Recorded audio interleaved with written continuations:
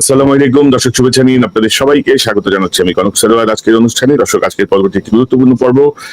আমাদের সেনাবাহিনীর ভেতরে আওয়ামীপন্থী যে সুবিধাভোগী অফিসাররা ছিলেন, বিশেষ করে জেনারেলরা ছিলেন, তারা এখনো নানা ধরনের ষড়যন্ত্র করে চলেছেন।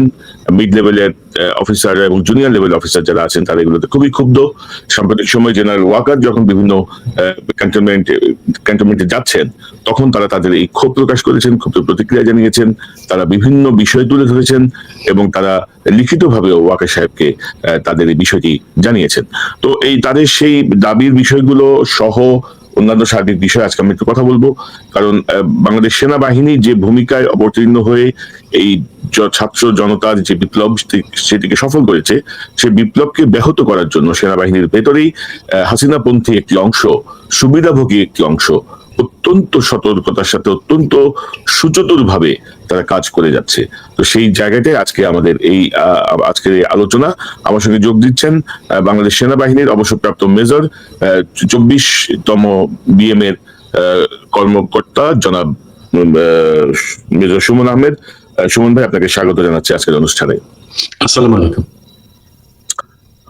সুমন ভাই, আমরা যেটি বলছিলাম, আমি যদি আপনাকে একটু দেখাই যে সেনাবাহিনী প্রধান জেনারেল ওয়াকারুজ্জামান যখন বিভিন্ন জায়গায় বিভিন্ন ক্যান্টনমেন্ট পরিদর্শনে গেছেন, অফিসারদের সঙ্গে দরবারে বসেছেন, তারা তাদের ক্ষোভ জানিয়েছেন, যেভাবে চলছে সেই বিষয়গুলো তারা তুলে ধরেছেন, তার মনোযোগ আকর্ষণ করেছেন।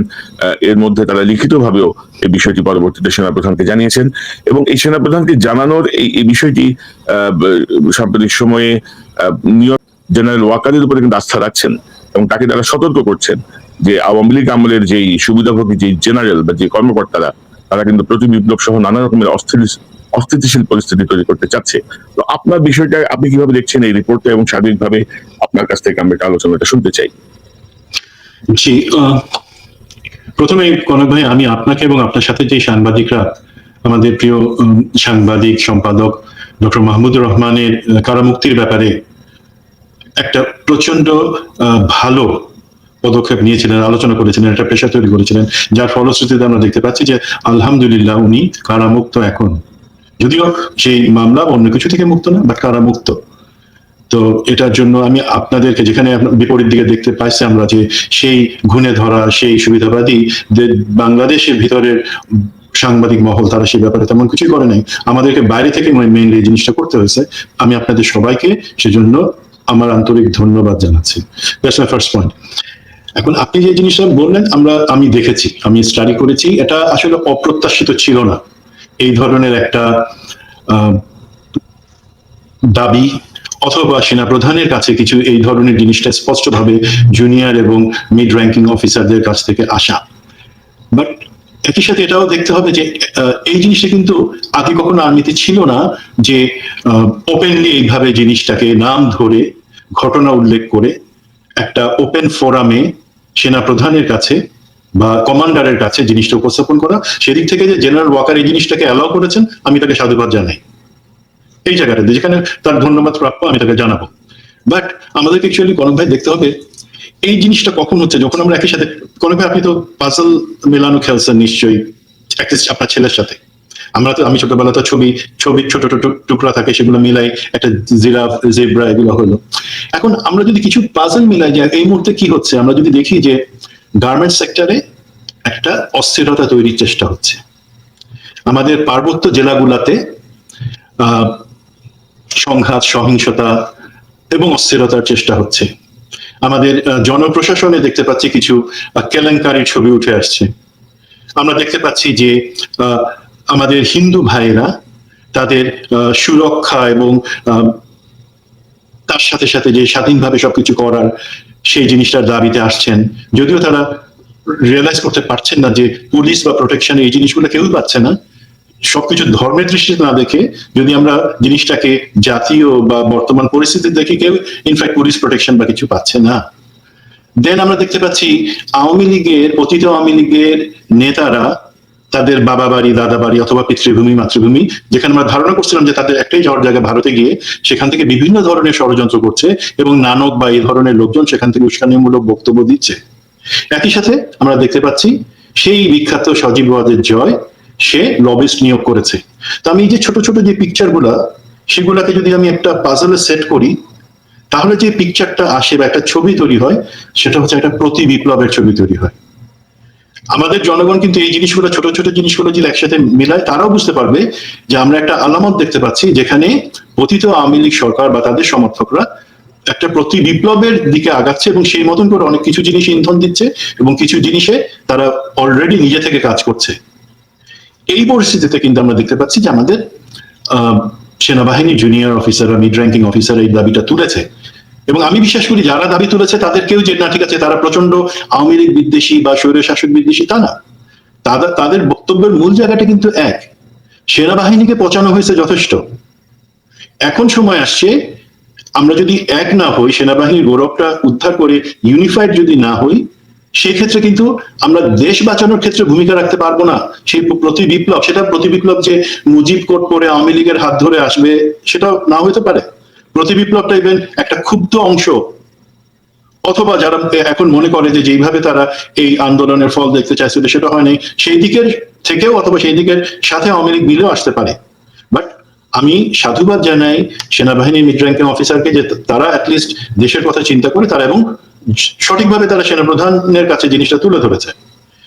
আর এখন দ্বিতীয় যে প্রশ্ন আসে, এখানে যাদের বিরুদ্ধে সুনির্দিষ্টভাবে অভিযোগগুলো করা হয়েছে এগুলোর ভিত্তি কি?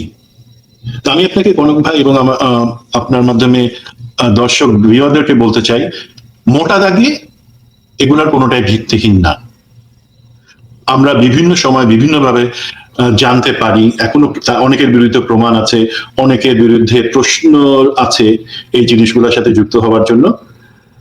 সুতরাং আমি যদি বলি সেগুলোর ভিত্তি আছে, তো তারা যেহেতু বলছে, এখন আমাদেরকে একটা জিনিস একটু সেনাপ্রধানকে বুঝতে হবে। আমি জানি, আবারও বলি, জেনারেল ওয়াকারের নিশ্চয়ই আমার থেকে অ্যাটলিস্ট অনেক বেশি বুদ্ধি আছে।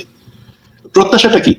তারা চাচ্ছে যে সেনাবাহিনীর মধ্যে এই যে সিনিয়র অফিসার আছে যারা বিগত স্বৈর শাসকের আমলে তাদেরকে স্বৈর শাসককে প্রোটেক্ট করার জন্য যাদেরকে আলাদাভাবে প্রমোশন দিয়ে তুলে আনা হয়েছিল, এবং যারা দেশ জাতির সাথে বেইমানি করে যখনই কোনো আন্দোলন দেখা গেছে অথবা যখন কোনো ভোটারবিহীন নির্বাচনের দরকার পড়ছে, তখন তারা তাদের শক্তি প্রয়োগ করে জনগণের বিরুদ্ধে কাজ করছে, এবং শেষ দিকে জুলাই আগস্টে তারা জনগণকে যে পুলিশ বা বিজিবির মাধ্যমে হত্যা, সেটাতে তারা শক্তি বা সমর্থন যোগাইছে। সে কারণে এদের সাথে বর্তমান সেনা প্রজন্ম মনে করে যে না, আর্মিকে সামনে আগে তুলে তাদেরকে বাদ দিয়ে চলতে হবে। তো জেনারেল ওয়াকার যদি এটা বুঝে থাকেন যে এই মহৎ উদ্দেশ্যেই তারা কথাটা বলতেছে, সেনাবাহিনীর মধ্যে কোনো বিভেদ তৈরির জন্য না, তাহলে জিনিসটা কাজে লাগে। এখন জেনারেল ওয়াকার কি তার প্রায়োরিটি যেটা আছে, অগ্রগণ্যতা আমরা যেটা বলি যে আমার যে আছে কি সামনে, প্রথম কথা আমি মনে করি এই ক্ষেত্রে উনি যে জিনিসটা এখন পর্যন্ত 2 মাস হয়ে গেল কারোর বিরুদ্ধে কিছু করতে পারতেছেন না, তার একটা কারণ হতে পারে তিনি আর্মিতে কমান্ডটা এখন এস্টাবলিশ করতে পারেন নাই, যেটা খুবই ইম্পর্টেন্ট। তিনি সেনাপ্রধান হিসেবে তার আন্ডারে বাংলাদেশ সেনাবাহিনীর প্রত্যেকে তার কথা শুনতে হবে, প্রত্যেক ডিভিশন কমান্ডার এবং ব্রিগেড কমান্ডার যারা আছে প্রত্যেকে, একজন নবীন সৈনিক পর্যন্ত তিনি যে গাইডেন্স দিবেন সেই হিসেবে চলবে। বাট আমরা এখন কিছু কথা শুনি যে যারা জেনারেল আজিজের মাধ্যমে সুবিধা পাইছিল বা সুবিধাভোগী, তারা সেই জায়গাটাতে ওনাকে কোঅপারেট করতেছে না। আমি বিশ্বাস করতে চাই যে এটা ভুল। আর্মিতে কখনো এই ধরনের গ্রুপিং ছিল না, এবং আমার যদি কোনো পীর থাকে, যদি আমি পীর মানি ওই ধরনের লোক হই, আমি জেনারেল আজিজের মতন লোককে পীর মানবো কেন? জেনারেল আজিজকে বাংলাদেশ সেনাবাহিনীর জন্য একটা উত্তম উদাহরণ, সব থেকে নিকৃষ্টতম উদাহরণ জেনারেল আজিজ। তার হয়ে বা তার কথা মতো আমি চলবো কেন? দেন যেটা হচ্ছে কমান্ডটাকে এস্টাবলিশ, 2 নম্বর হচ্ছে সেনাবাহিনীর চেইন অফ কমান্ড আমরা যেটা বলি, কোথা থেকে কোথায় আসবে। চেইন অফ কমান্ডের জায়গাতে অনেক সময় অনেক কনফিউশন আছে যে চেইন অফ কমান্ড ব্রেক করা উচিত সময়। সুমন ভাই, জেনারেল আজিজের পাশাপাশি জেনারেল শফির নামও শোনা যাচ্ছে গ্রুপিং এর ক্ষেত্রে। জি, এই জিনিসটা রিসেন্টলি শোনা যাচ্ছে, বাট আমি জিনিসটার ডেপথে এখনো যাই নাই। আমি হয়তো জিনিসটা জানলে, আমি বিশ্বাস করতে চাই জেনারেল শফির সাথে আমি 3 জায়গায় একসাথে চাকরি করেছি, আমার কাছে কখনো মনে হয় নাই যে উনি এই ধরনের একটা কাজ, যেখানে সেনাবাহিনী বা বর্তমান সেনাপ্রধানকে সবারই, বিগত এবং বর্তমান সবারই উচিত সহযোগিতা করে সেনাবাহিনীর মর্যাদাটাকে উপর উঠানো, সেই জায়গায় উনি যে কাজ করতে পারেন তার বিরুদ্ধে আমার সেটা কখনো মনে হয় না। এবার দেখেন আসলে কনক ভাই, আমরা তো অনেক জিনিসই আগে চোখে একরকম দেখছিলাম, এখন চোখে অন্যরকম লাগতেছে, বাট আমি জিনিসটা কনফার্ম হলে তখন বলতে পারবো, তার আগে অ্যাকচুয়ালি আমি বলতে পারবো না। তো আমি যেটা বলছিলাম যে, তো এই যে অফিসার, তাদের বিরুদ্ধে একটা ব্যবস্থা নেওয়ার জন্য ওনাকে কিন্তু সেনাবাহিনী চেইন অফ কমান্ডটাকে পুরোপুরি এস্টাবলিশ করতে হবে। সেখানে আমরা এখন যেটা দেখি চেইন অফ কমান্ডে তার ইম্পর্টেন্সটা কি, যে আমি জানবো, আমি উপর থেকে যেটা পাইতেছি সেটা ফলো করব, তাহলে শুধুমাত্র আমার অধস্তন যে আছে সে আমারটা ফলো করবে, না হলে সেনাবাহিনীর মধ্যে তো গন্ডগোল লেগে যাবে, কেউ কারো কথা শুনবে না। এটা পুলিশ না এখানে। সেই কারণে বিডিআর এর হত্যাযজ্ঞ বা সব জায়গায় একটা জিনিস আসছে, সেটা আমি এখানে কোনো সাফাই করার জন্য বলতেছি না, বাট চেইন অফ কমান্ড এই কারণে যে আমি যদি আজকে আমার উপরেরটা না শুনি, একটা ভয় থাকে যে আমার নিচের যারা তারাও তো হয়তো আমারটা নাও শুনতে পারে। সেই কারণে এটা, বাট তাহলে কমান্ডের উপরে যারা আছে তাদেরকে সঠিক সিদ্ধান্ত দিতে হবে। এখন আমরা একটা এক্সাম্পল দেই, যে ধরেন আমরা বিগত কর্নেল মুস্তাফিজও তার কিছু আলাপে এই কথাটা বলছে, কর্নেল লেফটেন্যান্ট জেনারেল শাহিনুল এবং লেফটেন্যান্ট জেনারেল শামীম সিজিএস, ওনাদের ব্যাপারে কিছু অবশ্যই অবজারভেশন ছিল, এবং লেফটেন্যান্ট জেনারেল শাহিন, যিনি এনডিসির কমান্ড্যান্ট হিসেবে আছেন, তার বিরুদ্ধে দুইটা প্রশ্ন আছে, এবং যে প্রশ্নগুলোর যথেষ্ট ভিত্তি আছে, যে তিনি সেনাপ্রধানের নির্দেশ অমান্য করে 5ই আগস্টের পরেও অজিত দোভালের সাথে সরাসরি ফোনে কথা বলেছেন এবং বলে যাচ্ছিলেন, যেখানে সেনাপ্রধান প্রমাণ সহ তাকে ডেকে জিনিসটা বলবার পরেও তিনি সেটা কন্টিনিউ করেছেন। এটা আমরা বলি ইনসাবঅর্ডিনেশন, অবাধ্যতা বা অধ্যত্ব, যদি জিনিসটা হয়ে থাকে। এবং আমি যতটুকু জানি জিনিসটার যথেষ্ট ভিত্তি আছে যে এই ধরনের একটা জিনিস হয়েছে। বাট আমি আজকে দেখলাম general Shamim, lieutenant general Shamim এবং লেফটেন্যান্ট জেনারেল শাহিনুল, ওনাদের দুইজনকে নিউ ইয়র্কে জাতিসংঘে পোস্টিং দেওয়া হয়েছে, যেটাকে আমরা মনে করি সব থেকে প্রাইস পোস্টিং, যেখানে আমরা আশা করছিলাম যে জেনারেল ওয়াকার যখন আর্মির কমান্ডের উপরে গ্রিপটা ধরবেন, তখন তিনি প্রত্যেকের বিরুদ্ধে সেনাবাহিনীর আইন আছে সেটাই যথেষ্ট, বাইরে পাঠানোর দরকার নাই, সে অনুযায়ী ব্যবস্থা নিবেন। সেটা না হয় তার বদলে আমি আজকে দেখছি যে ওনাদের প্রাইস পোস্টিং হয়েছে। এখন বলতে পারেন জেনারেল ওয়াকার, না এটা তো গত মে মাস থেকে শুরু হয়েছে, আগের পতিত হাসিনার সময় থেকে এই প্রসেসটা, সেই কারণে ওনারা সিলেক্ট হয়ে যাচ্ছেন। ঠিক আছে, যদি সেটাও মেনে নিই, বাট আমি বলবো একটা ছোট্ট উপদেশ দিই, ওনাদেরকে এখন যদি পাঠানো হয়, ভয়টা কি, অনেক মানবাধিকার সংস্থা আছে, অনেকে আছে, র্যাবে কিন্তু হঠাৎ করে বা বেনজিরের উপর নিষেধাজ্ঞা কোনোভাবে হঠাৎ করে টুপ করে পড়ে যায় নাই। আমাদের বেশ কিছু লোককে সেই জন্য এখানকার স্টেট ডিপার্টমেন্টের কাছে প্রতিনিয়ত সেই জিনিসটা নিয়ে কথা বলতে হয়েছে, তারপরেই তো র্যাবের জিনিসটা হয়েছে। বাট হয়েছে, জিনিস স্টাবলিশ হয়ে যাওয়ার পর এখন কিন্তু ধরেন কোন একটা অভিযোগ আসলো, তখন তো ইভেন তাদেরকে রাখবে না, ফেরত পাঠিয়ে দিবে। তখন দেশের ইজ্জত কোথায় যাবে, সেনাবাহিনীর ইজ্জত কোথায় যাবে? আর আরেকটা জিনিস, এই যে জুনিয়র অফিসাররা বলছে যে এদের বিরুদ্ধে ব্যবস্থা নেওয়া হোক, এখন আমাকে কিছুদিন আগে একটা গ্যাদারিং এ অনেক তীর্যক ভাবে একজন বললো যে কাকের মাংস খায় না, কিন্তু কেন সিভিল অ্যাডমিনিস্ট্রেশন এত খারাপ জিনিস হচ্ছে, পুলিশ এত খারাপ কিছু করছে, কেন সেটা না বলে আমি আর্মির কথা, বা আমরা আর্মির কথা বলছি, বা মোসাফিজ আর আমি আর্মির সেই লিডারশিপের ব্যাপার কাছে প্রশ্ন রাখছি। জিনিসটা ভেরি সিম্পল, আর্মির উপর এখন লোকের সেইটুকু ভরসা আছে, লোকে মনে করে আর্মির যদি ঠিক থাকে, ইনশাল্লাহ দেশ পরিচালনায় সরকারকে সঠিকভাবে সহায়তা করা যাবে। এখন ওকে, আমি যেটা চাই, ধরেন কনক ভাই, আপনার ছেলে কোনো স্কুলে গিয়ে মারামারি করলো, বা আমাদের মহল্লায় আমাদের বাচ্চা কাচ্চারা মারামারি করলো, এখন আপনার কাছে কোনটা ঠিক মনে হবে, যে আপনি আপনার সবার সামনে অথবা আলাদাভাবে ডেকে আপনার ছেলেকে শাসন করে দিলেন, সে যদি চটটাও খায়, বকাটাও খায়, আপনার কাছ থেকে যদি খায়, সে কিন্তু জানবে আমার বাবা আমাকে বকা দিছে, এবং আপনিও জানবেন আমার ছেলেকে আমি শাসন করছি, আমি রাস্তায় অন্য আরেকজনের কাছে ছেড়ে দিই নাই যে সে তাকে কান মলা দিল, থাপ্পড় দিল, সেটা আপনার কাছেও খারাপ লাগতো, আপনার ছেলের কাছেও খারাপ লাগবে, তাই না? তেমনি ভাবে বলা হচ্ছে যে ঠিক আছে, আমরা তো তাদের বিরুদ্ধে কি ব্যবস্থা নিব, তাদেরকে যদি আমরা বিচারের সম্মুখীন করি, সেক্ষেত্রে অনেক কিছু হতে পারে। আমরাও চাই, আমি পার্সোনালি চাই, আমার চামড়া এখন ইউনিফর্ম লেগে আছে, আমি চাই আর্মি সম্মান রাখতে হলে আর্মির ভিতরেই তদন্ত, কোর্ট মার্শাল সবকিছুর ব্যবস্থা আছে, আপনি তাদেরকে আপনার হাতে আর্মির ভিতরে রেখে বিচার করে। আমি চাই না যে তাদের সাথে মানিকের মতন ব্যবহার করা হোক। সেনাবাহিনীকে মানিকতার জায়গায় নামায় নিয়ে আসেন না, জেনারেলদেরকে মানিকতার জায়গায় নিয়ে আসে না, যেখানে লোকে তাদের মুখে ডিম মারবে এবং তাদের মুখে থুথু দিবে। বিকজ আজকে আপনি তাদেরকে প্রোটেকশন যদি দেওয়ার কথা চিন্তা করেন, আগামীকালকে যখন নির্বাচিত সরকার আসবে, তাদেরকে কিন্তু ঠিকই ওইভাবে যেতে হবে। এবং আমি চাই না আমাদের সেনাবাহিনীর ইউনিফর্ম পরা কেউ এই অপমানের মধ্যে দিয়ে যাক বাইরে।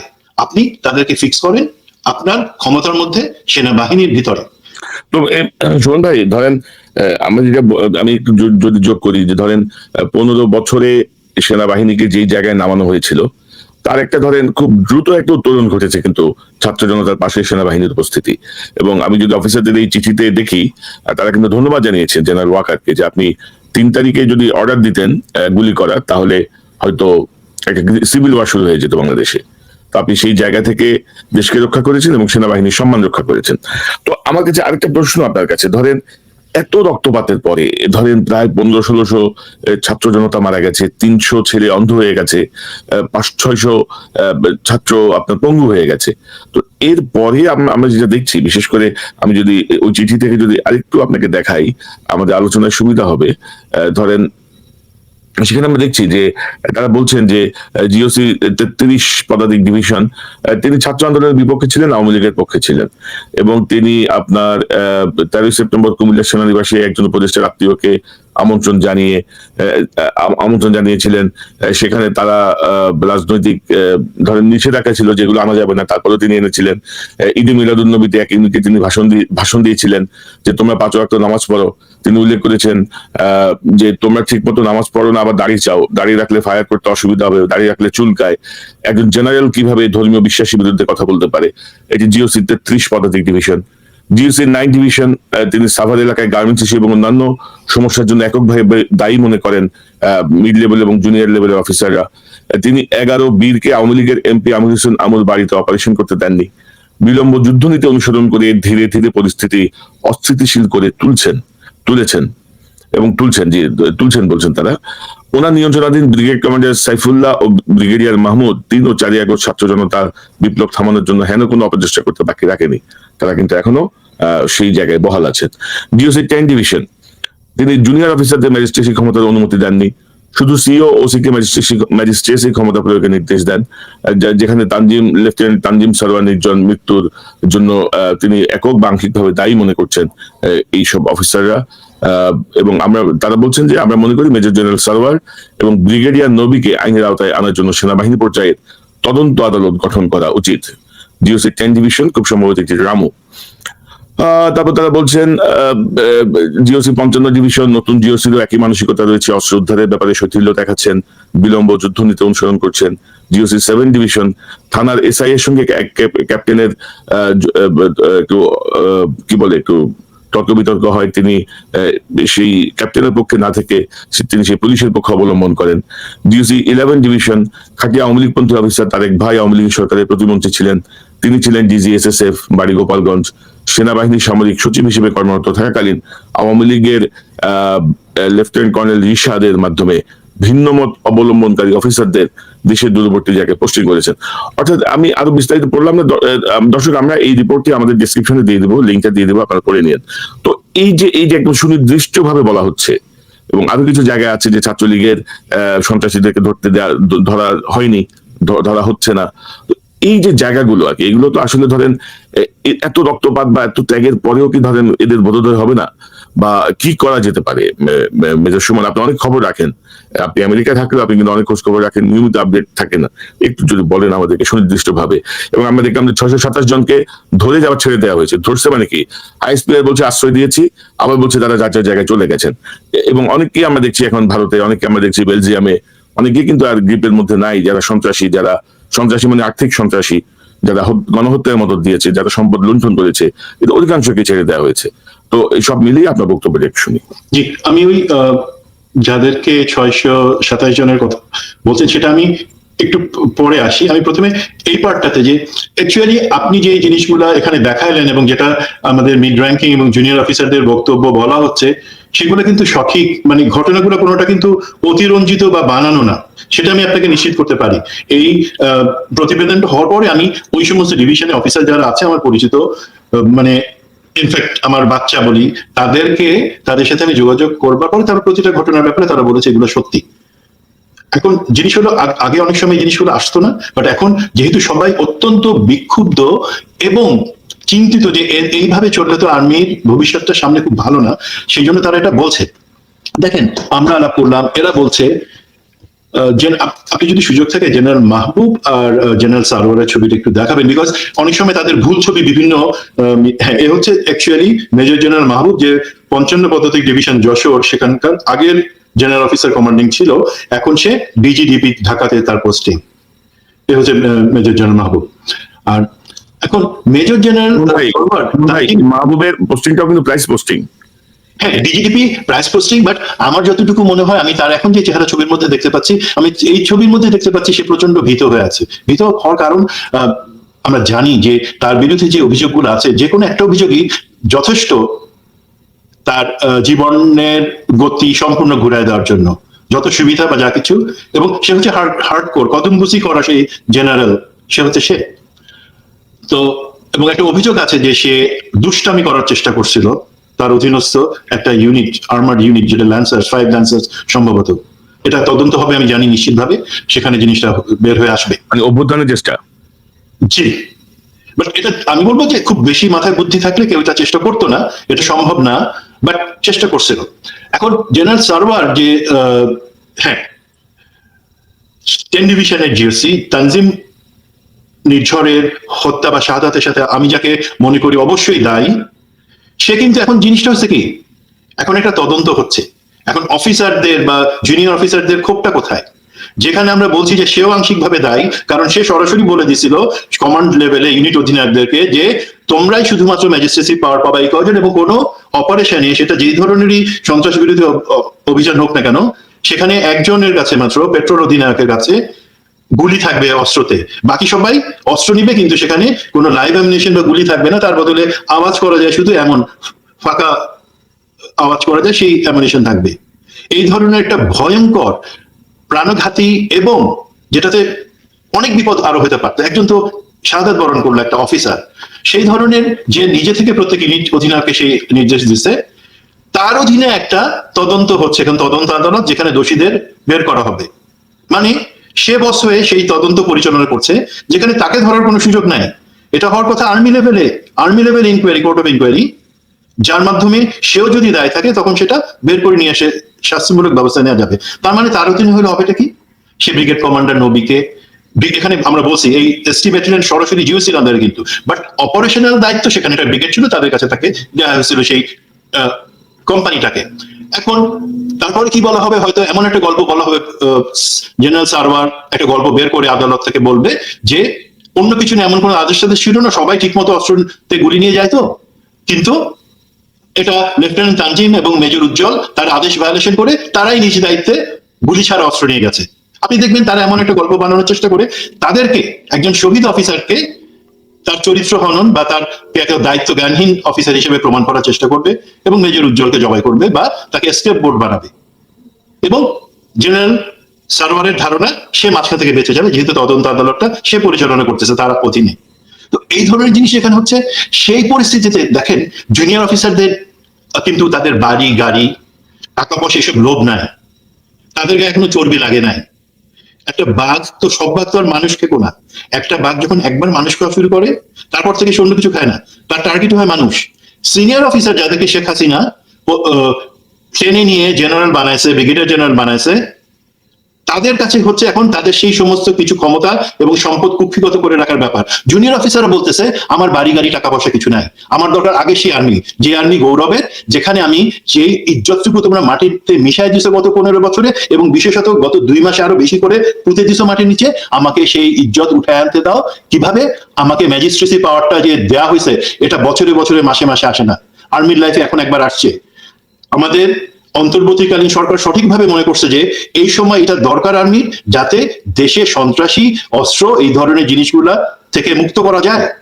সেইটাকে কাজে না লাগাই জেনারেলরা বলতেছে কি, যে তোমরা ঢিলাঢালা অপারেশন করো, তোমরা অপারেশনে যাবা, বন্দুকের মধ্যে, অস্ত্রের মধ্যে গুলি থাকবে না। জুনিয়র অফিসার বলতেছে না, আমরা চাই গৌরব। দেখেন একটু র্যাব, অনেকে দ্বিমত করতে পারে, র্যাবের বিরুদ্ধে আমার অনেক অভিযোগ, বাট গত 1.5 মাসে কি আপনি দেখছেন র্যাবের কত সাফল্য? একটা পলাতককে ধরা, অস্ত্র উদ্ধার করা, সন্ত্রাসী ধরা, র্যাব কিন্তু সেই জায়গাটা চালাই যেতেছে, এবং তারা বুঝছে তাদের তাদের ইজ্জত বা সুনামকে উপর উঠানোর জন্য এটা তাদেরকে করতে হবে। আর্মি অফিসাররা বলতেছে আমাদেরকে সেটা করতে দাও, আমাদের হাত পা বেঁধে রাখো না, আমাদেরকে অপারেশন করতে দাও, যেখানে আমরা সন্ত্রাসী ধরবো, দেশকে সন্ত্রাস মুক্ত করব, এবং তার সাথে সাথে অন্য যে জিনিসগুলো আছে সেগুলো করব। এইখানে হচ্ছে দ্বন্দ্বটা। কেউ কিন্তু জেনারেল ওয়াকারের বিরুদ্ধে আন্দোলন করতেছে না। সবার হচ্ছে যারা যেই সমস্ত জেনারেলরা, যেই সমস্ত মেজর জেনারেল, ব্রিগেডিয়ার জেনারেলরা আমাদেরকে থামায় রাখতেছে, আমাদেরকে নিরুৎসাহিত করতেছে, আমাদেরকে অন্য সিভিল অ্যাডমিনিস্ট্রেশন বা পুলিশের সামনে অপমান করতেছে, সেটা চলবে না। আমাদের দায়িত্ব দেওয়া হয়েছে দেশের কাজে এখন লাগার জন্য, আমাদেরকে সেটা করতে দাও। আমি আশা করি জেনারেল ওয়াকার তার প্রায়োরিটি যদি বুঝতে পারেন, এই জায়গাটাতে উনি অবশ্যই হাত দিবেন, এবং সরকারের সাথে তাকে যদি কোথাও বার্গেন করতে হয়, উনি বার্গেন করবেন যে হেই, আমার আর্মিকে দারোয়ানের ডিউটি দিও না। 15 বছর ধরে আর্মিকে ঘর মোছা, দারোয়ানের ডিউটি, এইসব জিনিসের দিকে আস্তে আস্তে নিয়ে যাওয়া হয়েছে। খামার করো, পোল্ট্রি করো, নো। সেনাবাহিনীর দায়িত্ব হচ্ছে দেশ রক্ষা, সেই দেশ রক্ষার জন্য তাকে এখন ট্রেন করা দরকার, এবং তার আগে সরকারের সহযোগিতা হিসাবে এই অস্ত্রধারী সন্ত্রাসীদের গ্রেফতারের জন্য জুনিয়র অফিসারদেরকে অবশ্যই ম্যাজিস্ট্রেসি ক্ষমতার পূর্ণ ব্যবহারের সুযোগ দিতে হবে। That is my point on this.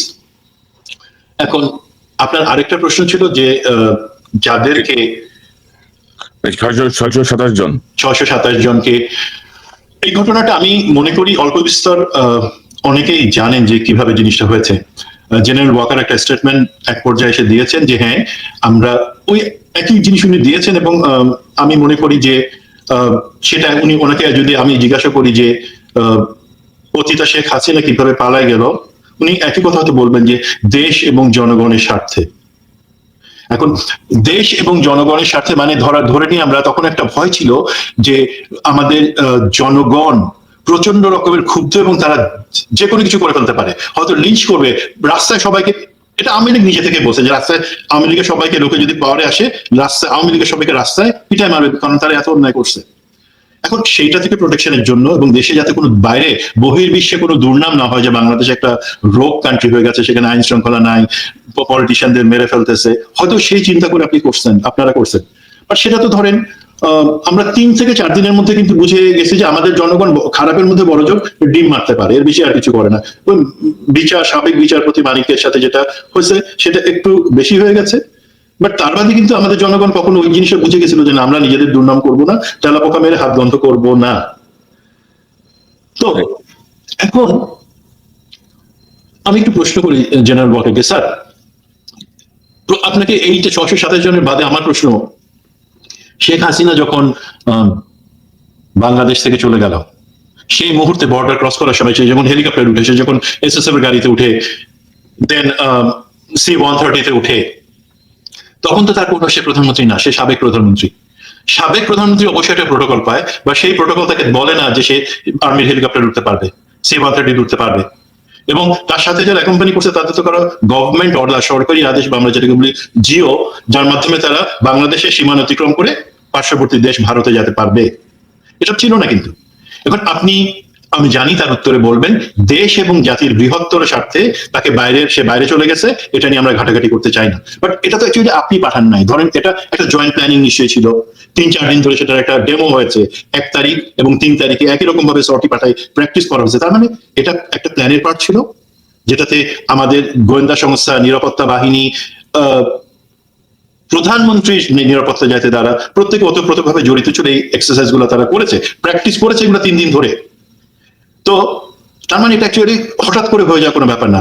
আপনি কি একটু কথা বলবেন আমাদের বিমান বাহিনীর প্রধানের সাথে, যে অ্যাকচুয়ালি ওইটার সাথে যারা জড়িত ছিল তাদের বক্তব্যটা কি, এবং কারা কারা জড়িত ছিল, বিকজ তারা তো আইন ভঙ্গ করেছে। সুমন ভাই, ইতিমধ্যে আমার হাতে একটা তালিকা আছে, বিস্তারিত এসএসএফ কারা ছিল, ওই হেলিকপ্টারের পাইলট কে ছিল, C-130 পাইলট কে ছিল, কারা কারা গেছিল, সবই আমার কাছে আছে। এগুলোতে আমি একটু চেক ব্যাক করছি, নিশ্চয়ই খুব সহজে এটা নিয়ে আমি একটু আলোচনা করবো। কারণ আপনি যদি দেখেন যে সাম্প্রতিক সময় ডেলিয়াসের একটা রিপোর্ট করেছে যে সেখানে নজিরবিহীন ভাবে বাংলাদেশের আকাশে কিন্তু ট্রান্সপন্ডার অফ করা ছিল, অর্থাৎ বিমান যেন কেউ লোকেট করতে না পারে, যেটি ভারতের বর্ডারের কাছাকাছি পার হওয়ার পরে সেটি অন করা হয়, অর্থাৎ বিমানটি দৃশ্যমান হয় রাডারে।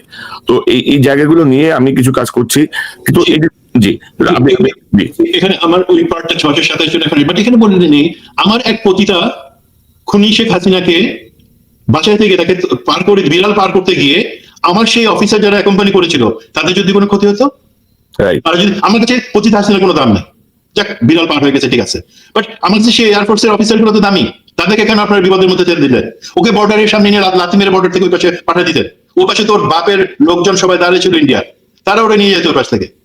যদি আপনারা প্ল্যানই করেন এই সমস্ত জিনিস, আমি জানি, আমি প্রমাণ দিতে পারবো 1 তারিখ 3 তারিখে একই জিনিস মহড়া হয়েছে, আপনারা অনুশীলন করেছেন, যদি তাকে পালা যেতে হয় সে কিভাবে যাবে, এটা হঠাৎ কিছু না। তাহলে ওকে বর্ডারে আপনারা নিয়ে রাখতেন, একটা কালো গাড়িতে উঠে বর্ডারে যেত, সেখান থেকে একটা লাথি, তুই ওই পাশে যা, নে তোর বাপের বাড়ি যা, সেখানে গিয়ে থাক।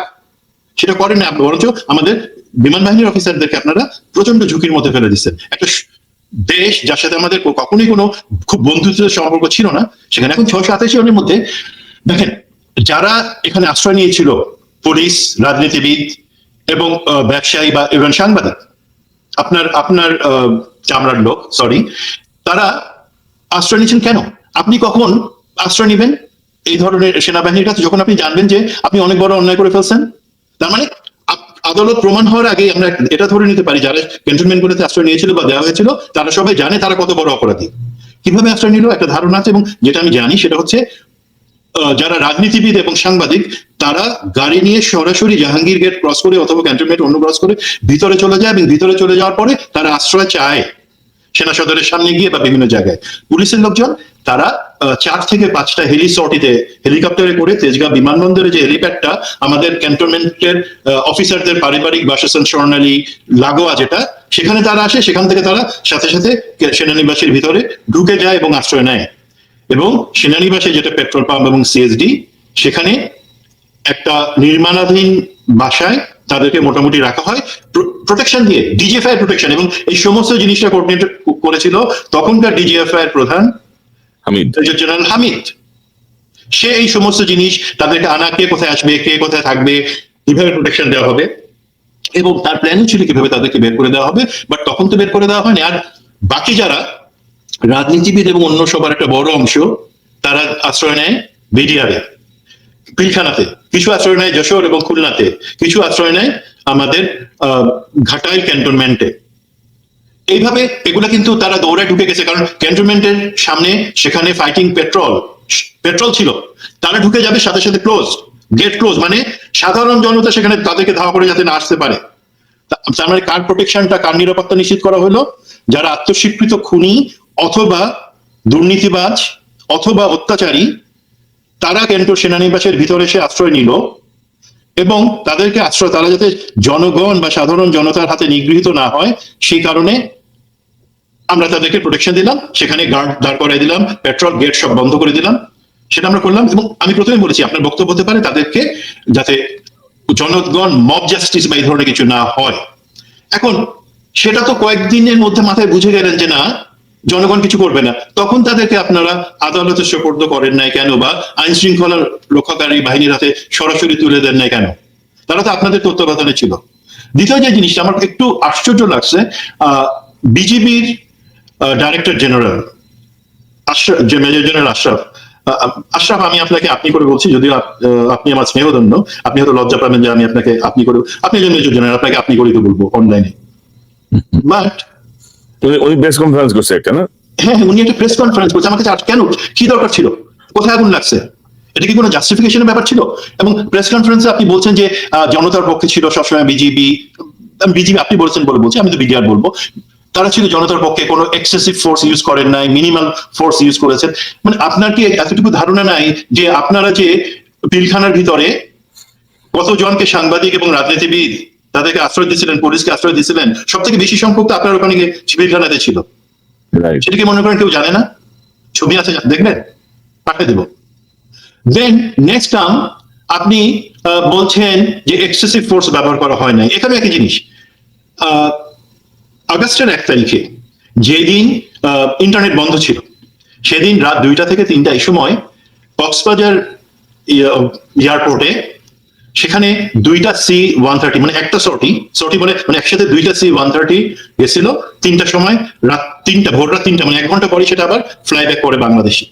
সেখানে 257 জন বিডিআর সদস্য বা বিজিবি সদস্য, তাদেরকে আপনারা ওইখানকার সমস্ত নাইখানছড়ি, রামু, কক্সবাজার, বান্দরবান, যেখানে যত বিজিবি পোস্ট আছে সেগুলা অলমোস্ট খালি করে দিয়ে দেশের নিরাপত্তা, সীমান্তের নিরাপত্তা সমস্ত অগ্রাহ্য করে আপনারা তাদেরকে পর্যন্ত নিয়ে আসছেন ঢাকায় যে এক্সেসিভ ফোর্স ব্যবহার করতে হবে, দরকার হলে পুরা বিজেপি উঠায় নিয়ে এসে ছাত্র জনতার আন্দোলনকে থামাই দিতে হবে, সেটার জন্য। আর আপনি আমাদের প্রেস কনফারেন্সে আমাদের সুশীল সাংবাদিকদের সামনে, যারা আমি তো শুনলাম না কোনো প্রশ্ন করছে আপনাকে সেইভাবে, তাদের সামনে আপনি সুন্দর করে বললেন যে কোনো এক্সেসিভ ফোর্স ব্যবহার করা হয় নাই জনগণের পক্ষে। আপনি নাকি অনেক চালাক, শেখ হাসিনাকে ভুং ভাং করে দেখায় আপনি আসলে ওই ধরনের এক্সেসিভ ফোর্স ব্যবহার করেন নাই। ঠিক আছে, করেন নাই, কিন্তু আপনি এবং তিনি দাবি করছেন যে কৌশলে আন্দোলনের পক্ষে কাজ করেছে বিজেপি। না, সেটা উনি কেন জাস্টিফাই করতে যাচ্ছেন আমি জানি না, কি চাপের মধ্যে আছেন। বাট আমার কথা হলো, উনি কোন ভাবে, কার আদেশে, কার কোঅর্ডিনেশনে আমাদের সীমান্তকে অরক্ষিত রেখে সেখান থেকে বিজেপিকে উঠায় নিয়ে আসলেন, এবং সেটা শুধু কক্সবাজার থেকে না, সেটা দেশের আরো 2টা এয়ারপোর্ট ব্যবহার করে একই রাতে আরো 2টা সর্টি ব্যবহার করে C-130, যেখানে আপনি 300-350 সৈনিককে একসাথে আনতে পারেন, সেখান থেকে নিয়ে আসা হয়েছিল বর্ডার খালি করে। কেন? সো আমি যেটা বলতে চাচ্ছি যে আপনারা আশ্রয় দিয়ে এই জিনিসটা বলেন যে হ্যাঁ আশ্রয় দেওয়া হয়েছিল এই কারণে, এবং তাদেরকে পরে আমরা ছেড়ে দিছি। এখন জিনিস হচ্ছে, আপনি আরো বলেছেন যে কে কিভাবে গেল, স্বরাষ্ট্রমন্ত্রী খুনি কামাল কিভাবে চলে গেল সেটা আপনি জানেনই না একবারে। আমার কাছে আশা করি একটা প্রমাণ আসবে এই 2-1 দিনের মধ্যে। তো এবং আমার কাছে আপনারা গুলি করেন নাই, গুলি করে কেউ মারা যায় নাই, প্লিজ, অনেকের কাছে আছে, ক্লিপস আছে কিভাবে বিজেপি গুলি করেছে। আপনারা বলেন না কেন যে হ্যাঁ তখন একটা সরকার ছিল, যে সরকার বলে আমাদেরকে ন্যারেটিভ দিল, আমরা তো গোয়েন্দা না, আমরা গোয়েন্দা বাহিনী না, আমরা সীমান্তরক্ষী বাহিনী, আমাদের বলা হয়েছে তোমরা এই অপারেশনে আছো এবং তোমাদের দায়িত্ব হচ্ছে এখানে সন্ত্রাসী হচ্ছে, দেশের সন্ত্রাসী এবং দেশের প্রোটেকশনের জন্য, স্থাপনার প্রোটেকশনের জন্য তোমাদেরকে এই আন্দোলন থামানোর জন্য কিছু ক্ষেত্রে বাধ্য হয়ে গুলি চালাতে হয়েছে, আমরা ক্ষমা চেয়ে নিচ্ছি। That is the correct approach. কেন জাস্টিফাই করতে যাচ্ছেন যে আপনারা কোনো কিছু করেন নাই, যেখানে আপনারা জানেন যে অনেকের কাছে অনেক ভিডিও ক্লিপস আছে কে কোথায় কিভাবে করছে।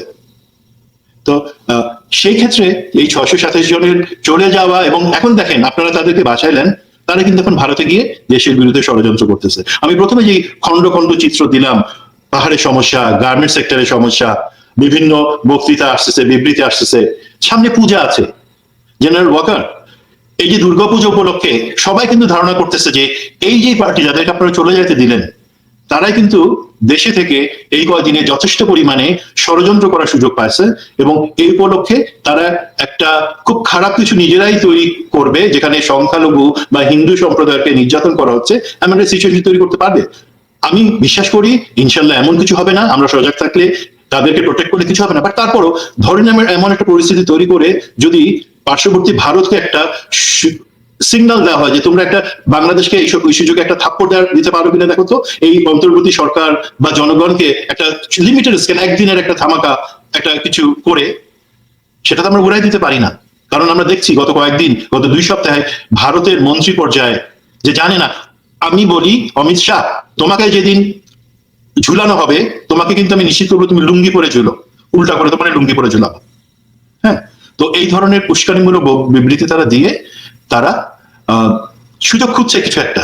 তো আমি মনে করি এই দায় অবশ্যই সেনাবাহিনীকে নিতে হবে, যে আমরা ঠিক আছে তাদেরকে প্রোটেকশন দিয়েছি, বাট যখন বুঝলাম যে তাদেরকে আদালতের কাছে বা আইন শৃঙ্খলা রক্ষাকারী বাহিনীর কাছে সোপর্দ করে দেওয়াটাই ভালো, সেটাই উচিত ছিল।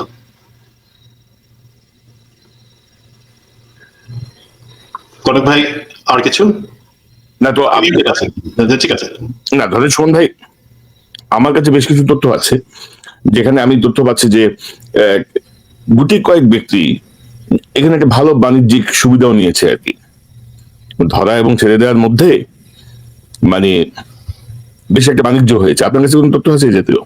জি, আমার কাছে তথ্য আছে, এবং ইনফ্যাক্ট প্রমাণটা আমি যখন আসবে প্রমাণ সহ বলবো। এটা খুবই লজ্জাজনক, আমাদের প্রশাসন অথবা আমি যদি কোনো বাহিনীর কথা বলি, সেটা পুলিশ থেকে শুরু করে, তারা এটাকে একটা ব্যবহার করেছে এবং এটার সাথে লিঙ্ক করে তারা কিছু ডাকাতি বা সন্ত্রাসী কাজ করেছে।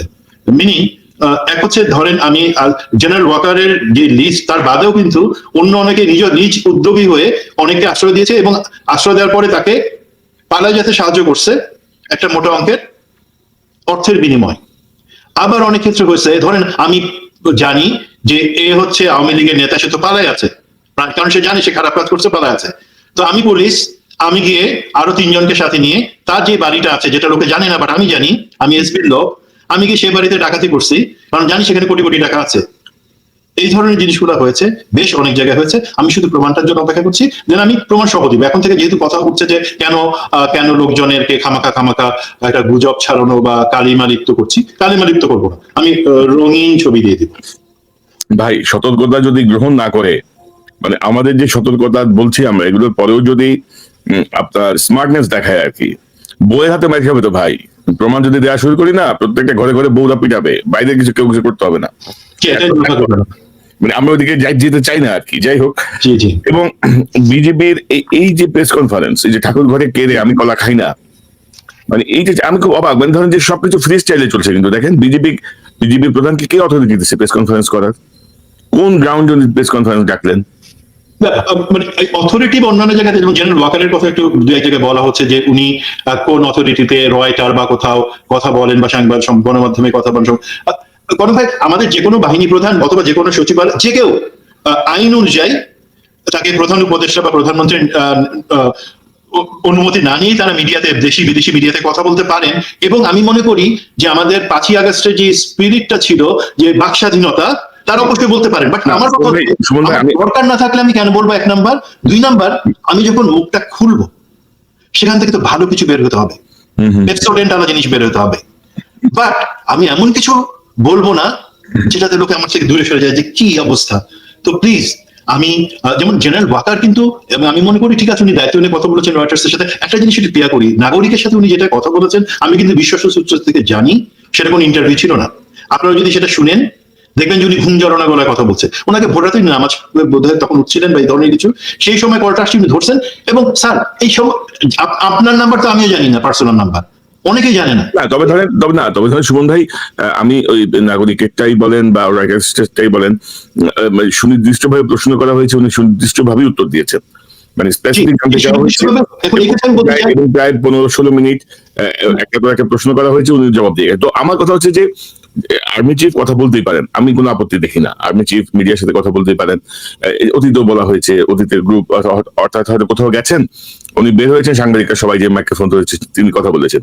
কিন্তু বিজেপির এই মহাপরিচালক কোন গ্রাউন্ডে এটা ডাকলেন আর কি, উনি কি বলতে চাইলেন এটা আমার কাছে ক্লিয়ার না। মানে এই জায়গাটা থেকে আমি বলছি আর কি, যে উনি কার অনুমতি নিয়ে, কি কারণে উনি একটা বক্তব্য দিতেন, এটা একরকম, কিন্তু প্রেস কনফারেন্স করা, আমি মনে করি এটা আমরা বলি যে হোয়াইট পেইন্টিং, হোয়াইট ওয়াশিং। আমরা বলি যে আগে থেকে আমি দেয়ালটা পেইন্ট করে হোয়াইট করে রাখলাম, যে আমি সফেদ, শুদ্ধ, আমার কোনো কিছু আসবার আগে। আর আমি ইভেন জেনারেল ওয়াকার, শুধু মেজর জেনারেল আশরাফ কিনা, জেনারেল ওয়াকারকে বলবো, স্যার আপনার তো অবশ্যই বলার সুযোগ আছে, স্বাধীনতা আছে, আপনি বলবেন।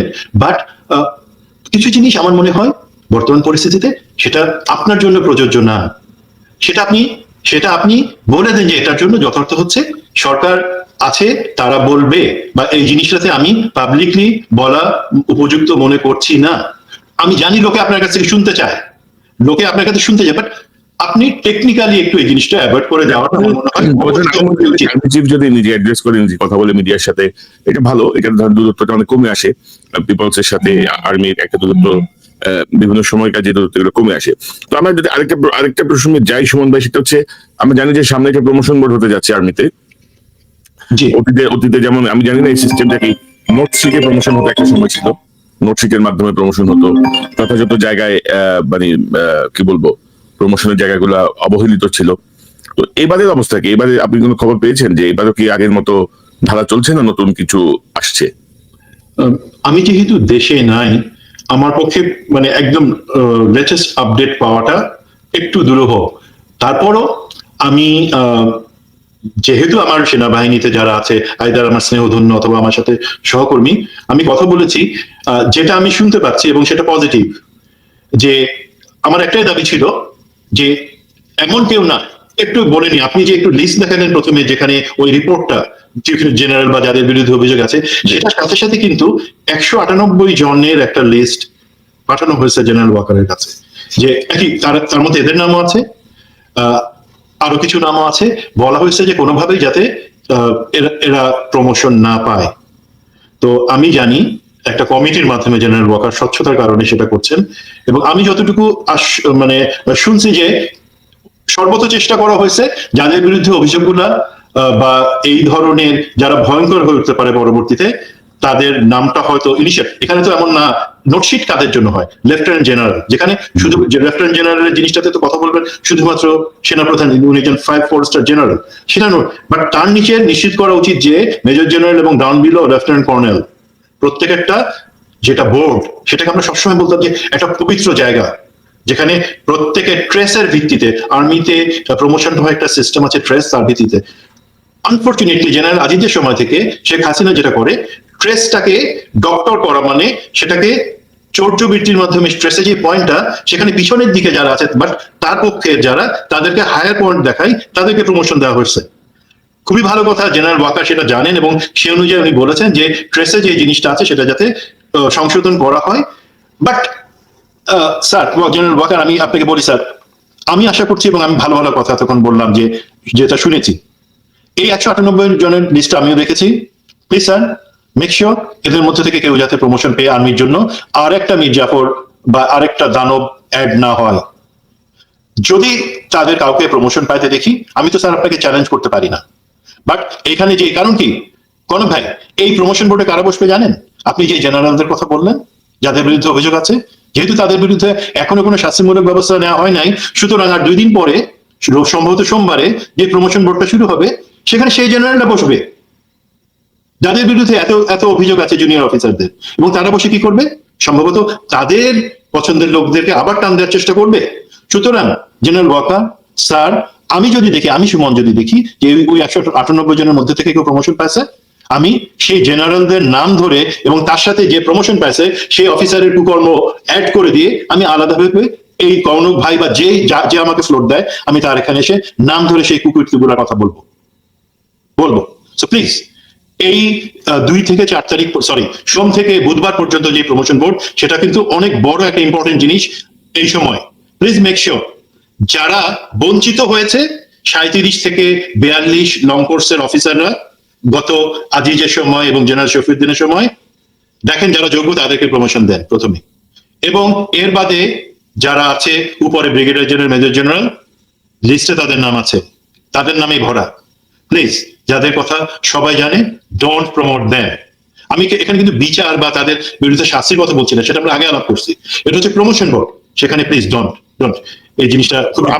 আপনার কি মনে হয়, ধরেন আমাদের কতজন অফিসারকে এই মুহূর্তে সরাই দেওয়া উচিত, মানে সেনাবাহিনীর স্বার্থে এবং জুনিয়র অফিসারদের যে দাবি, এবং তারা বলছেন, আমি তো বললাম প্রথম দিকে যে জেনারেল ওয়াকারের বক্তব্যকে তারা খণ্ডিত ভাবে বা বিকৃত ভাবে উপস্থাপন করছে বিভিন্ন জায়গায়। এতটা দুঃসাহস তারা কিভাবে পায় সেটাও আমি বুঝি না। আপনি কি মনে করেন যে কতজন হবে সেটা? 15-20 জন, 30 জন?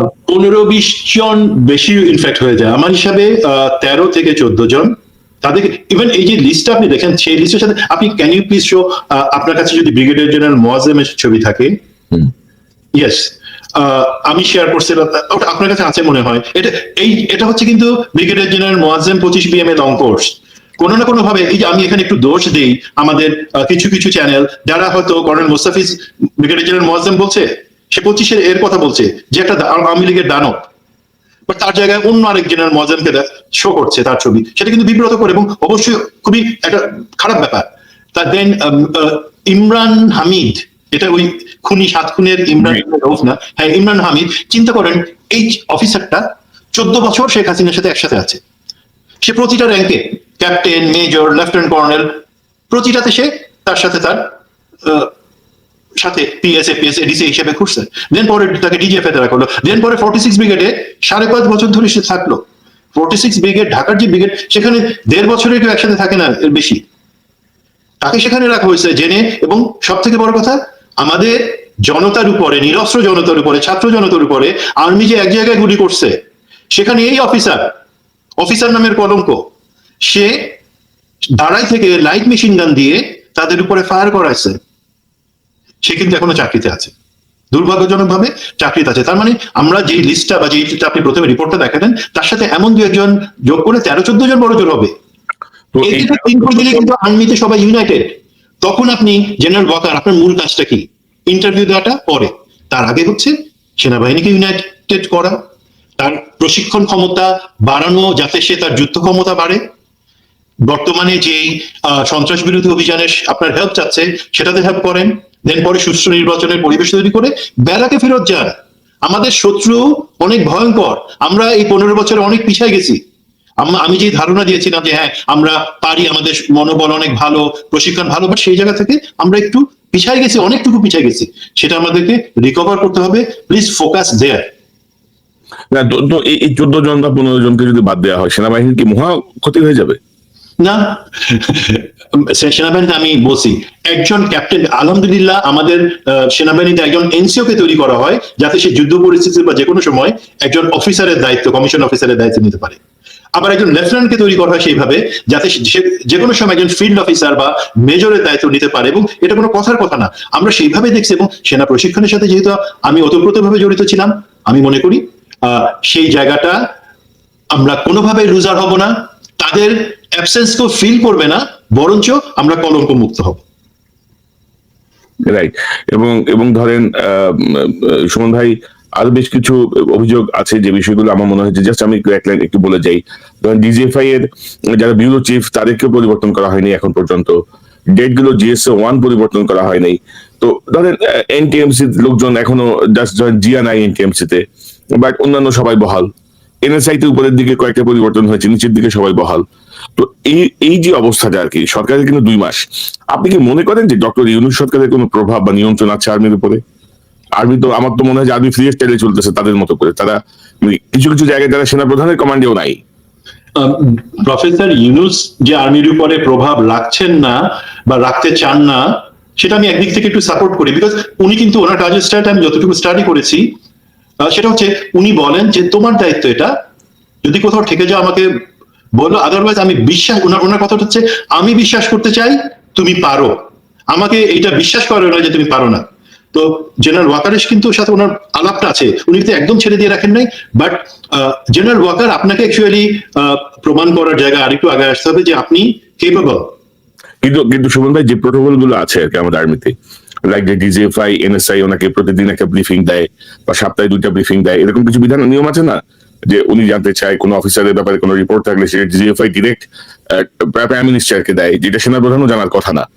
তো মানে ডিজিএফআই রিপোর্টিং বস তো প্রাইম মিনিস্টার, সেনাপ্রধানও না। সেনাপ্রধানকেও তারা নজরদারির মধ্যে রাখে, আমি যতটুকু জানি। তো সেই জায়গাগুলো আমার ধারণা হচ্ছে যে আমি যতটুকু খোঁজ খবর রাখি, সেই জায়গাগুলো ঠিক মতো মানে প্রতিপালন করা হচ্ছে না, বা ডক্টর ইউনূসের যে উদারতা, সেই উদারতার সুযোগ কেউ নিচ্ছে কিনা সেটা। আমি অনেকটা বলবো সেটা অ্যাকচুয়ালি আমরা সুযোগটা নিয়ে ফেলি ভুল করে, যেটা বলা হয় যে তোমার উপরস্থ যে থাকবে সে তোমাকে একটা লিবার্টি দিবে, আর আমি যে অধীনস্থ আমি সবসময় চেষ্টা করব আমার কাজের মাধ্যমে যাতে প্রমাণ হয় আমি সেটা সুযোগ নিচ্ছি না। তো ব্রিফিং বা অন্যান্য সেগুলো হচ্ছে, ওগুলা হচ্ছে স্পর্শগত জিনিস, আমি যেমন ডিটেলসে যাবো না, বাট সেটা হচ্ছে। বাট আমার কথা হচ্ছে যেইভাবে যে ডেপথে গিয়ে সেটা সেই রিপোর্ট গুলো অ্যাকচুয়ালি সিনথেসাইজ হয়ে আসছে না। কারণ কি আপনি বললেন ডেড কমান্ডার অথবা যে উইং কমান্ডার গুলো আছে, ব্যুরো যে প্রধানরা আছে, তারা তো চেঞ্জ হয় না, তারা তো চাপে না এই জিনিসগুলা সরকার বা সশস্ত্র বাহিনীর আসল জায়গায় যাক, সেই জায়গাটাতে একটা গ্যাপ রয়ে গেছে। এবং ধরেন আমরা যতদিন যাচ্ছে আমরা বুঝতে পারছি, আমরা এটা নিয়ে আগেও আলোচনা করেছিলাম যে ডিজিএফআই সাবেক যে হামিদ সাহেব, মেজর জেনারেল হামিদ, উনি কিন্তু উপদেষ্টাদের কিছু অখারিস্থ তালিকা কিন্তু মাথায় ঢুকাই দিয়ে গেছিল। এক উপদেষ্টার মাধ্যমে একটা তালিকা কিন্তু উনি খাওয়াই গেছিল, কিন্তু মানে যাওয়ার আগে আগে। তার কিন্তু বিষম ফল আমরা পাচ্ছি, কিন্তু আমাদের ডক্টর ইউনূসের সাথে যারা উপদেষ্টা তারা কিন্তু পারছেন না অনেক ক্ষেত্রেই। নাম্বার অফ লিস্ট আমরা তো দেখছি।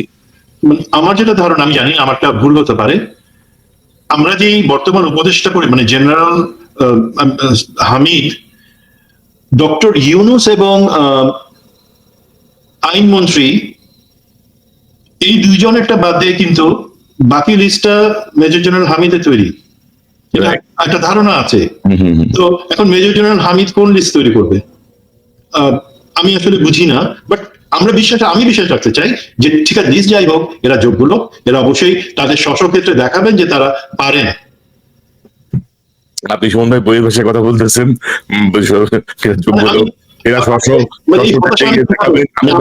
বয়স গত 10 দিনে আমার 10 বছর বেড়ে গেছে, যখন আমি দেখতে পাচ্ছি যে আর্মিতে কেউ বুঝতে পারতেছে না, জুনিয়র অফিসার তোমরা দাবি দাও, কিন্তু একই সাথে মনে রাখো কমান্ড স্ট্রাকচার কোনোভাবে ব্রেক করা যাবে না। জেনারেল ওয়াকারকে তোমরা হেল্প করো, একই সাথে general Waker please listen to them, তারা খারাপ কিছু বলতেছে না, এই 15 জনকে সরাই দেন, মেক দ্য আর্মি ইউনিফাইড। আমার নিজের কাছে খুব খারাপ লাগতেছে। আমি যদি দেখি যে আর্মি এখান থেকেও আরো অপমানের জায়গায় চলে যাচ্ছে, আমার কাছে অনেক খারাপ লাগবে। এবং আমি যেটি বলছিলাম যে আপনি উপদেষ্টাদের প্রতি যেভাবে ভদ্র ভাষায় আস্থা রাখার চেষ্টা করছেন, আমি ততটা ভদ্র না, আমি অতটা আস্থাও রাখছি না। কারণ 2 মাস হয়ে গেছে আমি তামাশা দেখছি, এরা ডক্টর ইউনূসের মতো একজন কি বলবো বিশ্ব মানের একজন প্রভাবশালী ব্যক্তিকেও তারা ব্যর্থ করে দেওয়ার পথে আছেন আর কি। হ্যাঁ, কেউ একজন আবার দেখেন যে পলিথিন নিয়ে ব্যাপক আলোচনা হচ্ছে, হর্ন বাজানো নিয়ে ব্যাপক আলোচনা হচ্ছে, ছাত্রদেরকে দায়িত্ব দেওয়া হচ্ছে পলিথিন চেক করার জন্য মার্কেটে। কি একটা কি বলবো এটা যে আমরা বলি না যে প্রায়োরিটি বা অগ্রগণ্যতা বুঝতেছেন না কোনটা এই মুহূর্তে জরুরি? খাদ্য নিরাপত্তা, আইন শৃঙ্খলা এবং একটা প্রশাসনকে তৈরি করা যারা যত তাড়াতাড়ি সম্ভব আমাদেরকে নির্বাচনমুখী গণতন্ত্রের দিকে নিয়ে যাবে। এই 3টা জিনিস তো দরকার। এটা কোনটাতে কাজ হচ্ছে আমাকে বলেন তো? কোনটাতে কাজ হচ্ছে না। বলা আমি তো আগেও বলছি, আমি দেখবো যে আর ইউ মুভিং ফরওয়ার্ড। তাহলে আমরা তো সব সময় দিতে চাই 18 মাস 36 মাস, ইটস ওকে, বাট আমরা তো দেখছি সব স্ট্যাগন্যান্ট, স্থবির হয়ে আছে সবকিছু এক জায়গায়। That's very bad. 60 দিনের যে অগ্রগতি, সে অগ্রগতি খুবই হতাশাজনক অগ্রগতি। এবং আমি তো বলবো যে তারা এখন ঠিকই করতে পারেনি যে তাদের আসলে কাজটা কি, তারা কি করবে, নির্বাচনটা কিভাবে হবে। দ্রব্যমূল্যের সিন্ডিকেট এখনো ভাঙেনি, দ্রব্যমূল্য কিন্তু কমছে না। তারপরে আপনার ধরেন বিডিআর এর যে বিচারটা, সে চাপা পড়ে গেছে, সেটা নিয়ে আর কেউ কোনো কথা বলছে না, চুপচাপ। কিন্তু সেটা নিয়ে কোনো আলাদা কোনো কমিশনও হয়নি, কিছুই হয়নি। রিসেন্টলি যদি আপনি জনপ্রশাসন সচিবের সঙ্গে আরেক সচিবের কথোপকথন দেখেন, সেখানে স্পষ্ট আসছে যে ভারত চায় 52টা ডিসি তাদের হবে, তারা 200 কোটি টাকা দিতে প্রস্তুত। সেই টাকা কোথায় লেনদেন হবে সেটি নিয়েও কথা বলছে। তো তারপরেও তারা এখনো বহাল, তাদেরকে চেয়ারে বসায় দেখে নাকি কি ঘোড়া ডিমে তদন্ত করতেছে 3 উপদেষ্টা। এখানে আমি একটু বলি, এই কথাটা বলছেন, আমি আবার বলি, আমি বিশ্বাস করতে চাই যে এটা একটা গুজব, বাট অ্যাকচুয়ালি দেখেন কি যেটা বলা হচ্ছে আইফোনের স্ক্রিন, স্যামসাং এর স্ক্রিন, এটা যেটা স্ক্রিনটা শো করা হচ্ছে সেটা জাস্ট একটা ফোনের ইমেজ দেখানোর জন্য, এটা ফোন কনভারসেশন সেটা বোঝানোর জন্য একটা ইমেজের আউটলেট তৈরি করা হয়েছে। আর আমি আবারও বলেছি, ওনারা জানি না কোনভাবে এআই এর মাধ্যমে করা হয়েছে, এইসব বলার চেষ্টা করেছেন। আমি বোধহয় সেই কথাটা বলে ভুল করছি, বাট এটা এআই এর কাজ না, আমি অতটুকু বুঝি, বাকিটুকু তারা ব্যাখ্যা করবেন, আমি ওই জায়গায় যাব না। বাট এই কথাগুলো কি কোনোভাবে আমরা আগেও বলি নাই? আমরা বলি নাই যে ভারত সংসদ সদস্য থেকে শুরু করে সমস্ত ডিসি এগুলাকে কিনে তারা সেই লিস্ট মিনারেল কান্তির মাধ্যমে আসতো সবসময়, তাদের যে এজেন্ট গুলো আছে দেশে তারা সেগুলো করে, এবং তার মাঝখান থেকে আমাদের লোকজন, জনপ্রশাসনের লোকজন টাকা কামায় নেয়। এটা ধরেন এই ঘটনাটা বানানো, বাট আমরা তো জানি তারা কিভাবে টাকা কামায়। না, তবে এই ঘটনা বানানো বলে আমার কাছে মনে হয়নি। আমি অন্তত যেটা জানি, বিশ্বাস করি, ওই আইফোনের স্ক্রিন আর স্যামসাং গ্যালাক্সির স্ক্রিনের কথা বলা হচ্ছে, that's not the correct thing. আর ভাই, আমি আমার রাতের বেলা আইফোন, সকালবেলা স্যামসাং এ যেতে আমার কতক্ষণ লাগে, আমার সকল কিছু ট্রান্সফার করতে কতক্ষণ সময় লাগে, এইসব বুঝাই তো লাভ নাই। যাই হোক, তো সুমন ভাই, আমরা অনেক বিষয় নিয়ে কথা বললাম, আপনাকে ধন্যবাদ। আশা করি আমাদের আলোচনা যদি জেনারেল ওয়াকার যদি বুঝতে পারেন, ভালো, নেগেটিভলি নিলেও এটা তার খুশি, যেভাবে তিনি নিতে পারেন নেন। কিন্তু আমাদের মূল ইন্টেনশন আমাদের সেনাবাহিনীর একটি প্রতিষ্ঠানে পরিণত হোক, তারা তাদের গৌরব ফিরে পাক, তারা একটি প্রফেশনাল শক্তিশালী বাহিনী হোক। যেসব দুর্বৃত্তদের হাসিনা লালন পালন করেছে এবং তাদের যারা এখনো সেই ধারায় চলছে, তাদেরকে অবশ্যই অপসারণ করতে হবে। এবং ফ্রি স্টাইলে তো একটা দেশের আর্মি চলতে পারে না। জেনারেল ওয়াকারের কমান্ডে থাকতে হবে, আর্মির নিয়মের মধ্যে থাকতে হবে এবং দেশের পক্ষে থাকতে হবে, এটি আমি মনে করি। এবং তার জন্যই এই নতুন জুনিয়র এবং মিড লেভেলের যারা অফিসার, তাদের যেই দাবি, সেই দাবির প্রতি আমরা সম্পূর্ণ একাত্মতা প্রকাশ করেই আজকের এই অনুষ্ঠানটি করলাম। আপনাকে অসংখ্য ধন্যবাদ। আপনার যদি শেষ কোনো মন্তব্য থাকে। আমি আশা করবো জেনারেল ওয়াকার উনি যদি মনে করেন, এবং যেহেতু আমরা ওনার ব্যাপারে আলাপ করলাম, উনি যদি এই অনুষ্ঠানে এসে এবং সেগুলো খণ্ডন করতে চান বা আমাদেরকে একটা ধারণা দিতে চান কোন পরিস্থিতিতে তিনি বাধ্য এগুলো করবার জন্য, বা এখনো কেন তার কমান্ডটাকে পুরোপুরি এস্টাবলিশ করতে পারেন নাই আর্মি সেনাবাহিনীর ভিতরে, আমরা অবশ্যই ওনাকে আমন্ত্রণ জানাই। আমি অবশ্যই মনে করি আপনি আমার সাথে নিশ্চয়ই এগ্রি করবেন, এটা একটা সুযোগ এবং এটাই হওয়া উচিত। দিন শেষে উনি সেনাবাহিনী প্রধান, সেনাবাহিনীটাকে ওনাকেই ধরে রাখতে হবে, সেটাতে আর কেউ। উনি যদি সরকারকে সাহায্য করতে গিয়ে বেশি সাহায্য বা বেশি চিন্তা করে যান, সেক্ষেত্রে যদি আমাদের সেনাবাহিনী অবহেলিত হয়, তার মান ইজ্জত আবারও আরেকটু নিচে নেমে যায়, সেটা last thing that I want. এবং মেজর সুমন, ধরেন এই বিপ্লবের একজন স্টেক হোল্ডার হিসেবে, একজন কি বলবো, প্রত্যক্ষভাবে একজন অংশগ্রহণকারী হিসেবে, অনলাইন হোক যেভাবে হোক, আমার এখন পর্যন্ত ধরেন ডক্টর মোহাম্মদ ইউনূস এবং জেনারেল ওয়াকার দুজনের প্রতি আমার সম্পূর্ণ সমর্থন আছে এবং আস্থাও আছে। এবং আরো কদিন আমরা দেখতে চাই, আরো কিছুদিন আমরা দেখতে চাই, মাত্র 2 মাস গেল, আরো কদিন আমরা দেখি আসলে কি হয়। না হলে আমাদেরকে মনে হয় যে আরো কঠোর পথে যেতে হবে। পাশাপাশি ডিজিএফআই এর একটা অংশ, আইএসপিআর এর একটা অংশ সেই হাসিনার পুরান খেলায় আবার যাচ্ছে। পত্রিকার উপরে খবরদারি করা, অনলাইনে এখানে একটু আমি বলি, ধরেন আমাদের ব্যাপারে নেগেটিভ ইমপ্রেশন তৈরি করা, এগুলোর ব্যাপারে তারা আবার মাঠে নেমেছেন। আমি তাদেরকে সতর্ক করতে চাই, ভদ্রভাবেই সতর্ক করতে চাই।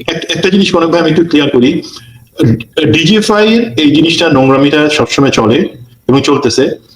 আইএসপিআর এর ব্যাপারে যে জিনিসটা, আমরা আইএসপিআর কে মনে করি অনেক বড় একটা সংগঠন। আইএসপিআর এর অর্গানাইজেশন জানেন মাত্র একজন অফিসার, তার সাথে কয়েকজন ক্লার্ক যারা বিভিন্ন জায়গা থেকে, তাদের কাজটা হচ্ছে মেইনলি বিভিন্ন ফরমেশন বা বিভিন্ন কমান্ড থেকে বা বিভিন্ন বাহিনী থেকে যেটা তারা চায় সেটা অ্যাপ্রুভ করে দিয়ে সেটাকে পত্রিকায় পাঠানো।